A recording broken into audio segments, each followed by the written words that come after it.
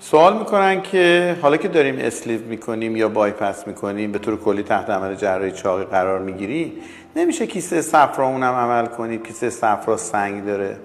واقعیت اینه که دوست نداریم دوتا عمل جراحی رو با هم انجام بدیم. به طور کلی خیلی کار پسندیده‌ای نیستش دو عمل جراحی متفاوت با هم انجام بشه. مضاف بر این که ما در سمت چپ شکم کار میکنیم در عمل جراحی چاقی و کیسه صفرا سمت راسته و میبایستی خود این با طولانی شدن زمان عمل و یه گرفتاری‌های دیگه هم همراه.